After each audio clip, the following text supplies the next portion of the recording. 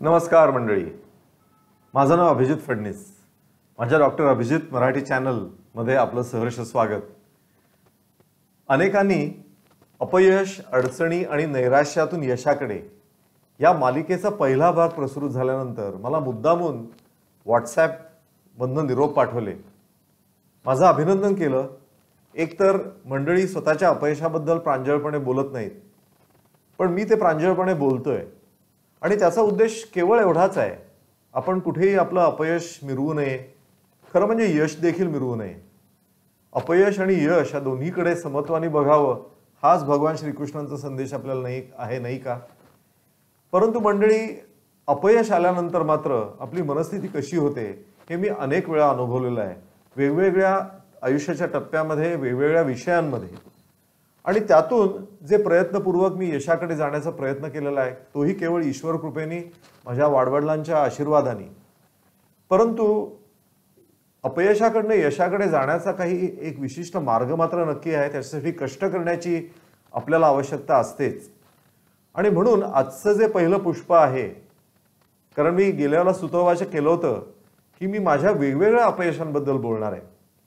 त्यातलं आज जे मी अपयशाबद्दल बोलणार आहे ते माझ्या शैक्षणिक अपयशाबद्दल. आणि कदाचित मला खात्री आहे की आपल्या परिचितांमध्ये असे कितीतरी मंडळी असतील की आयुष्याच्या कुठल्या ना कुठल्या तरी टप्प्यावरती अपयश आलं आणि मग त्यांनी खचून गेली. माझ्या बाबतीतही असं झालं. आणि खरं म्हणजे त्याला आता 40 वर्षाचा काळ लोटला. खरं म्हणजे अपयशाबद्दल ऐकायला कोणालाच आवडत नाही, पण अपयशातनं जेव्हा माणूस यशाकडे जातो ती गाथा मात्र सगळ्यांना ऐकायला आवडते, कारण त्यातनं काही ना काहीतरी प्रत्येकजण शिकू शकतो. मीही असंच शिकत असतो आणि त्यामुळे वेगवेगळ्या विषयामध्ये अपयश आलं तरी खचून जात नाही आणि पुन्हा प्रयत्न करतो. फक्त एकच करतो मंडळी, त्याच क्षेत्रामध्ये मात्र मी अपयश परत मिळणार नाही ह्याची मात्र काळजी घेतो. स्वतःविषयी फार बोलू नये असं आपल्याकडे परंपरेने सांगितलेलं आहे आणि त्यामुळे मी माझ्या स्वतःबद्दल, विशेषतः माझ्या स्वतःच्या यशाबद्दल मात्र फार बोलणार नाहीये.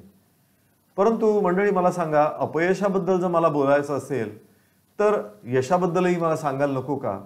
कारण जर मी केवळ अपयश सांगितलं तर अपयश सांगणारी खूप माणसं आहेत, परंतु अपयशाकडनं यशाकडे जी मंडळी गेलेली आहेत ती आपल्याला काही ना काहीतरी स्फूर्ती देत असतात. आणि केवळ त्या भावनेतनं मी माझं थोडंसं माझ्या यशाबद्दल सांगणार आहे. तुमच्याचकडे ठेवा बरं काय. आज ज्या कॉमर्स क्षेत्रामधल्या व्यावसायिक परीक्षा समजल्या जातात, म्हणजे CA आहे, CMA म्हणजे ज्याला मी जेव्हा ती परीक्षा दिली त्याला ICWA म्हणजे कॉस्ट अँड वर्क्स अकाउंटंट म्हणत असत, आता त्याला कॉस्ट अँड मॅनेजमेंट अकाउंटंट म्हटलं जातं, किंवा चार्टर्ड सेक्रेटरी किंवा कंपनी सेक्रेटरी सारखी परीक्षा, किंवा चार्टर्ड फायनान्शियल अॅनालिस्ट सारखी परीक्षा. या चारही परीक्षांमध्ये शेवटच्या टप्प्यामध्ये मी राष्ट्रीय गुणवत्ता यादीत आलेलो आहे. CA मध्ये देशातून 11वा, CMA मध्ये देशातून 2रा, कंपनी सेक्रेटरीमध्ये देशातून 1ला, CFMच्या फायनलमध्ये देशातून 3रा आणि त्याच्या आधीच्या टप्प्यांमध्ये सुद्धा राष्ट्रीय गुणवत्ता मला अनेक ठिकाणी मिळालेली आहे. तो सगळा तपशील मी माझ्या डिस्क्रिप्शन बॉक्समध्ये देणार आहे आणि तो तुम्ही अवश्य बघा. एवढंच नव्हे तर CFA जी भारतामध्ये परीक्षा पहिल्यांदा दिली गेली, भारतीय CFA इन्स्टिट्यूटकडून, त्यामध्ये मी पास झालेला पहिल्या बॅचमधला विद्यार्थी होतो आणि त्यात मी 3रा आलो. आणि म्हणून काही जणांना आम्हाला अमेरिकेतल्या CFAच्या परीक्षेसाठी निवडलेलं होतं. असे 15 गुणवंत विद्यार्थी, पण दुर्दैवाने 12 जण गळले, कारण प्रत्येकाला जबाबदारीच्या जागा होत्या. आणि जे 3 परीक्षेला बसले भारतातनं, त्याला आता जवळजवळ 29 वर्ष झाली, 1991 साली, त्याच्यामध्ये मी एकटाच त्यावेळेला उत्तीर्ण झालो होतो.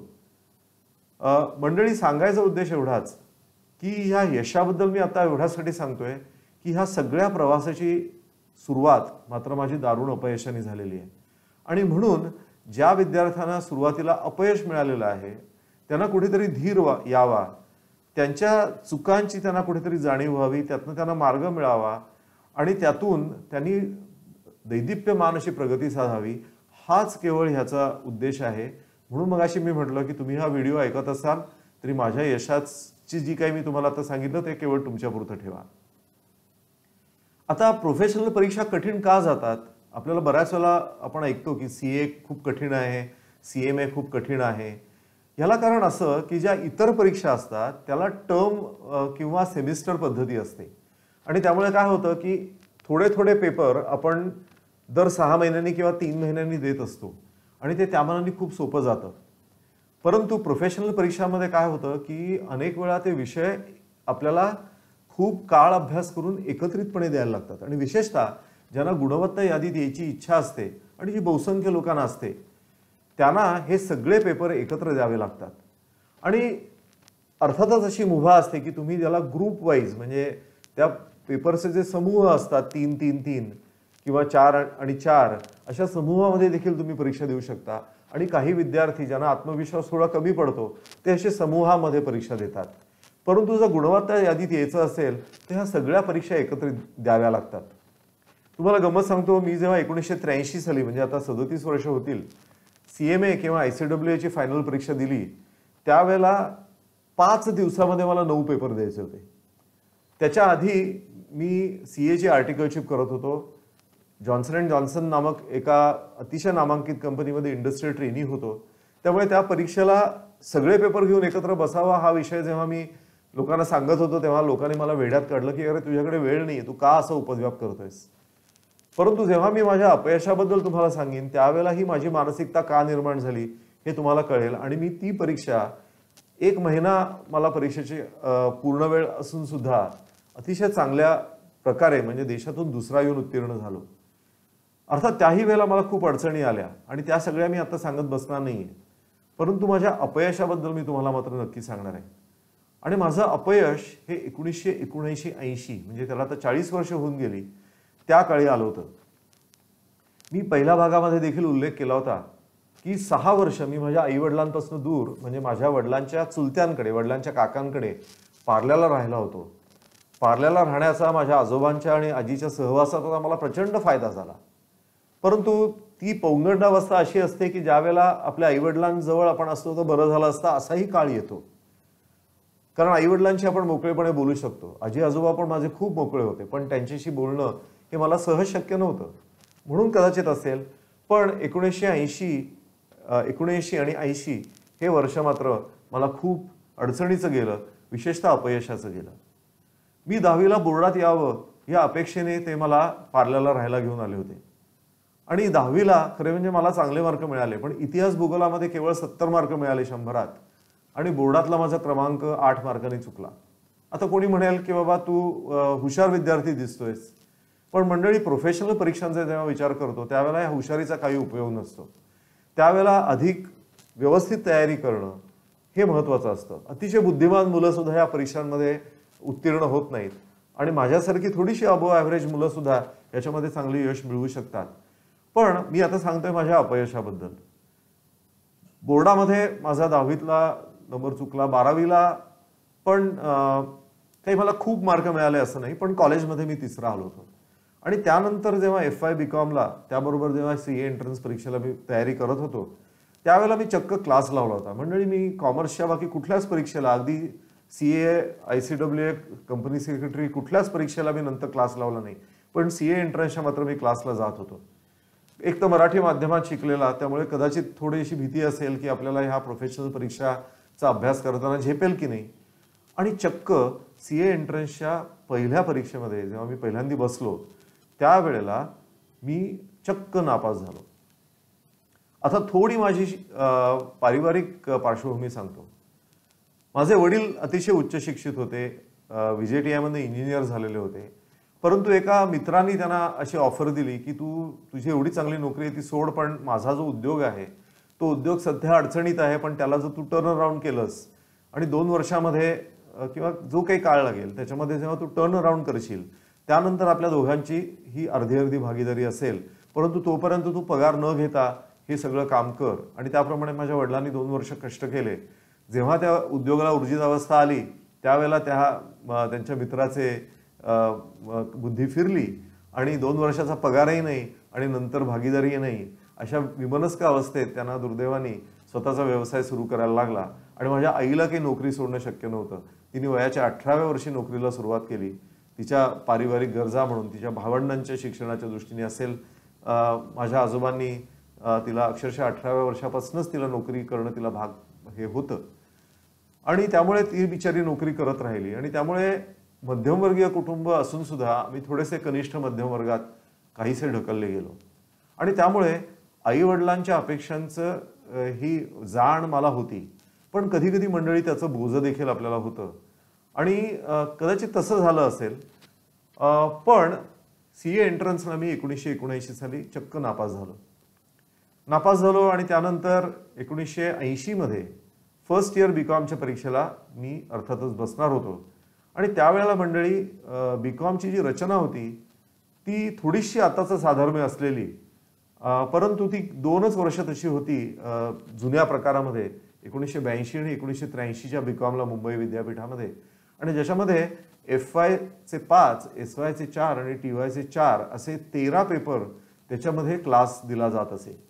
सीए एंट्रन्सला मी नापास झालेलोच होतो आणि त्यात हे जे 5 पेपर होते FY बीकॉमचे त्याच्यामध्ये देखील मला फर्स्ट क्लास मिळाला नाही. आता कितीतरी माझ्या मित्रांना फर्स्ट क्लास मिळाला नाही, पण त्यांच्याकडनं कदाचित एवढं अपेक्षांचं बोझं त्यांच्यावरती नसेल. मी माझ्या आईवडिलांपासून दूर होतो, त्यात माझ्या आजी आजोबांनी इकडे मी काहीतरी दैदिप्यमान अभ्यासात करून दाखवावं या अपेक्षेने घेऊन आलेले होते. ह्या सगळ्याचा विचार करता मला फर्स्ट क्लास मिळणं निदान FY बीकॉमला हे अपरिहार्य होतं, परंतु तो काही मला मिळाला नाही. म्हणजे एक अपयश आणि त्यानंतर अपेक्षित यश नाही अशी स्थिती होती. आता खरं म्हणजे मला पुढे प्रोफेशनल परीक्षांना जायचं होतं. माझ्या घरामध्ये माझे 2 काका हे चार्टर्ड अकाउंटंट होते. त्यातले एकानं तर कंपनी सेक्रेटरीच्या परीक्षेत सर्वप्रथम क्रमांक मिळालेला होता. आमच्याच पार्ल्याच्या सोसायटीमध्ये जिला मी आदर्श मानतो, जी आज दुर्दैवाने हयात नाही, अशी सीमाताई चांदेकर, जी पेंढारकर आडनाव तिचं होतं, परंतु बिचारीचा अकाली मृत्यू झाला. तिलाही सीएच्या परीक्षेमध्ये पहिली रँक मिळालेली होती आणि त्या पार्श्वभूमीवरती मला हे माझं अपयश अधिक बोचत होतं. आता त्याच वेळेला नेमकं असं झालं की FY बीकॉमचा रिझल्ट लागला आणि मला मार्क कमी होते त्या मानाने आणि 12वीला पहिल्या 3त असल्यामुळे कदाचित मित्रांच्याही अपेक्षा असतील, पण त्यापैकी एक माझा मित्र जो आजही माझा खूप चांगला मित्र आहे, त्याला काय अचानक झालं मला माहित नाही, पण तो मला म्हणाला, अभिजित असं आहे की तुझ्यापेक्षा मला 24 मार्क जास्ती मिळालेत. आणि मंडळी मगाशी सांगितलं तसं 13 पेपर्स मिळून युनिव्हर्सिटीमधला क्लास मिळणार होता, त्यामुळे 5 वेटेज हे FYलाच होतं आणि त्यात तो मला असं म्हणाल्यावर मला खूप वाईट वाटलं की तो अर्थातच सीए एंट्रन्सची परीक्षा अतिशय चांगल्या मार्काने उत्तीर्ण झालेला होता, एकाला तर डिस्टिंक्शन मिळालेलं होतं. अशी माझी खूप चांगले मित्र चांगल्या प्रकारे सीए एंट्रन्सला उत्तीर्ण झालेले होते आणि त्या पार्श्वभूमीवरती माझं हे अपयश मला खूप बोचत होतं. त्यात तो असं मला म्हणाला की अभिजित, मला तुझ्यापेक्षा 24 मार्क जास्ती मिळालेत ह्या 5 विषयांमध्ये आणि हे जे 24 मार्काची आपल्या दोघांमधली तफावत आहे, दरी आहे, ती तुला गाठणं खूप कठीण आहे. आणि मग मला आणखीन ते मनाला लागलं. म्हणजे आईवडिलांचे चेहरे डोळ्यासमोर आले. आजी आजोबांना काय वाटलं असेल असं वाटलं. कधीही माझे आजी आजोबांनी कधीही माझ्याबरोबर नाराजी व्यक्त केली नव्हती, पण पहिल्यांदा मला माझ्या आजोबांच्या चेहऱ्यावरती जाणवली, थोडीशी शब्दांमधनं प्रकट झाली आणि समजने वाले को इशारा काफी आहे तसं मला झालं. अर्थात हा खूप कसोटीचा क्षण असतो की ज्या वेळेला आपण काही पूर्वी चांगलं यश मिळवलेलं असतं. मला मुंबईमधनं 7वीची स्कॉलरशिप होती, मुंबईतनं मी 13वा आलेलो होतो. अशा सगळ्या पार्श्वभूमीवरती अपयश मिळणं हे पचवणं जरा कठीण जातं आणि त्यावेळेला अशा क्षणी कधी कधी माणसं खूप नैराश्याच्या गर्तेमध्ये जाऊ शकतात आणि एखाद वेळेला असं होऊ शकतं की त्यातनं आपण खूप प्रेरणा घेऊ शकतो. सुदैवाने मंडळी, देवाच्या कृपेने, सगळ्या आईवडिलांच्या आणि वाडवडिलांच्या आशीर्वादाने माझ्या मनामध्ये ते स्फुल्लिंग घेतलं आणि मला ते लक्षात आलं की खरं म्हणजे ह्या यशाच्या मागे हे स्फुल्लिंग फार महत्त्वाचं असतं. हीच आपल्यामधली दुर्दम्य इच्छा ही खूप आवश्यकता असते, त्याची आवश्यकता असते. आणि मग कुठेतरी मी त्या वेडाने पछाडला गेलो. माझ्या आईवडिलांचे चेहरे माझ्या डोळ्यासमोर आले, त्यांच्याकडनं माझ्या असलेल्या अपेक्षा मला जाणवल्या आणि मग ते किती आशेने माझ्याकडे बघत असतील. माझ्या आईला कुठेतरी वाटत असेल की मुलगा हाताशी आला की मी केव्हा माझी नोकरी सोडीन, असं तिला झालं असेल. माझ्या वडिलांना कुठेतरी एक आधार मिळेल, हे सगळ्या भावना मनामध्ये होत्या आणि म्हणून कदाचित कोणी मला वेड्यात काढलं असतं की ह्या 2 अपयशांच्या पार्श्वभूमीवरती तू काय करतोयस हे. पण मी चक्क माझी सगळी ध्येय, म्हणजे मी सीएची परीक्षा केव्हा उत्तीर्ण होऊ इच्छितो, ICAAची परीक्षा केव्हा उत्तीर्ण होऊ इच्छितो, कंपनी सेक्रेटरीची परीक्षा केव्हा उत्तीर्ण होऊ इच्छितो, ही ध्येय इंटर आणि फायनल ज्या 2 टप्प्यातल्या परीक्षा असतात आता त्यांची नावं आता बदललेली आहेत, इंटर फायनल म्हटलं जात नाही त्याला, एक्झिक्युटिव्ह प्रोफेशनल अशी नावं आलेली आहेत. परंतु ते मी जेव्हा ध्येय लिहून काढली तर तो मी कोणाला जर कागद दाखवला असता तर सगळ्यांनी मला वेड्यात काढलं असतं की अरे अपयश मिळालेला माणूस तू, हे तू काय लिहून काढलायस. पण खरं म्हणजे जेव्हा आपण आपली ध्येय लिहून काढतो त्या लिहून काढण्यामध्ये एक खूप बळ आपल्याला येतं. कारण तो कागद जेव्हा आपल्यासमोर दिसत असतो त्यावेळेला तो आपला प्रेरणा स्रोत ठरतो. आणि सुदैवाने माझ्या बाबतीत ते तसं झालं. चक्क FY BComला एवढे मार्क कमी मिळालेले असून सुद्धा SY BComला मी कॉलेजमध्ये त्या 4 विषयांमध्ये जे पूर्ण क्लाससाठी आवश्यक होते त्या 4च्या 4 विषयांमध्ये कॉलेजमध्ये पहिला आलो. ज्या माझ्या मित्रांनी असं मला थोडंसं हिणवलं होतं त्याच्यापेक्षा चक्क 40 मार्क मला जास्त मिळाले. आणि अर्थात जेव्हा TY BComला मी TY BComच्या मार्क्सच्या अन्वये आणि FY SY TY मिळून जेव्हा कॉलेजमध्ये पहिला आलो तेव्हा माझ्या घरी दूरध्वनी त्या माझ्या मित्राचाच खणखणला. एवढा त्याचा मोठेपणा तो सुद्धा मान्य केला पाहिजे. आणि त्यांनी सांगितलं की अभिजित तू कॉलेजमधनं पहिला आलेला आहेस. आता ही जी एक स्थिती आहे ही जेव्हा आपण आपल्या आयुष्यामध्ये येते की एक पूर्ण अपयश, नैराश्य आणि त्यातनं यश ह्याची काही सूत्र असतात. मी गमतीने म्हणतो, इनफॅक्ट माझ्या परिचयाच्या 2 अशा स्त्रिया आहेत की ज्या भारतातून CAच्या परीक्षेमध्ये जी सर्वात कठीण समजली जाते ह्या प्रोफेशनल परीक्षामध्ये त्याच्या देशातून पहिल्या आलेल्या आहेत. पहिली म्हणजे नंदिता शाह पारेख की जी अशी पहिली स्त्री देशामधली की जी पहिल्यांदीच म्हणजे त्याच्या आधी पूर्व सगळे पुरुष होते, पहिलीच स्त्री देशातून पहिली आली.